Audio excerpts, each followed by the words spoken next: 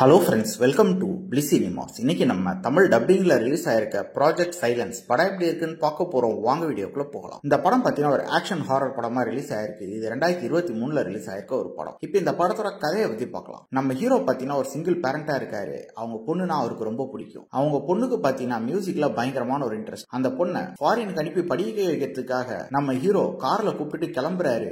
அந்த ஏர்போர்ட்டுக்கு போகணும்னா பார்த்தீங்கன்னா ஒரு பிரிட்ஜை கிராஸ் பண்ணி தான் போகணும். அந்த பிரிட்ஜ் ஆல்ரெடி வீக்கா இருக்குன்னு அனௌன்ஸ் பண்ணி இருக்காங்க. அது மட்டும் இல்லாம பார்த்து ஸ்லோவா போங்க, இன்னைக்கு மிஸ்ட் பயங்கரமா இருக்கும் அப்படின்ற மாதிரி அனௌன்ஸ்மெண்ட் கொடுத்திருக்காங்க. அதனால அந்த பிரிட்ஜ்ல போற வண்டிங்க எல்லாமே பயங்கர பொறுமையா போயிட்டு இருக்கு. இந்த மாதிரி சிச்சுவேஷன்ல பாத்தீங்கன்னா ஒருத்தன் பயங்கர வேகமா வந்து அதுக்குள்ள ஒரு ஆக்சிடென்ட் பண்ணிடுறான். அதனால பேக் டு பேக் ஆக்சிடென்ட் ஆகி எல்லா வண்டியும் அங்க மாட்டிக்குது. நம்ம ஹீரோ ஒரு கட்டத்துல பொண்ணை எப்படியாவது நடந்தாவது கூட்டிட்டு போயிடலாம் அப்படின்ட்டு களத்துல இறங்குறாரு. அப்பதான் பாத்தீங்கன்னா உள்ள வந்த ஒரு ட்ரக்ல இருந்து பயங்கரமா நாய்ங்கெல்லாம் வெளியே வருது. என்னடா இது, இந்த நாய்ங்கெல்லாம் இப்படி வெறி பிடிச்ச மாதிரி இருக்குன்னு பாத்தீங்கன்னா மிலிட்டரியில ப்ராஜெக்ட் சைலன்ஸ் அப்படின்ட்டு ஒரு ப்ராஜெக்ட் பண்ணிருப்பாங்க.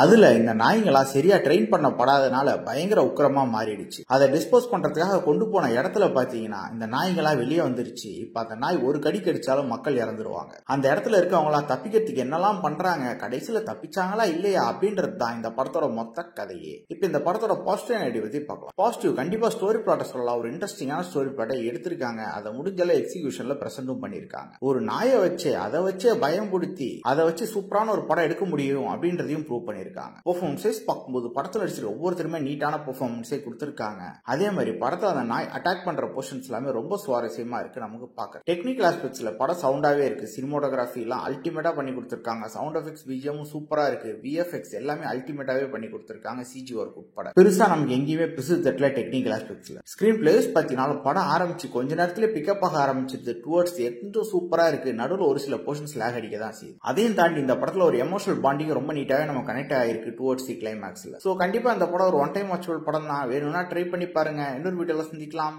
தேங்க்யூ.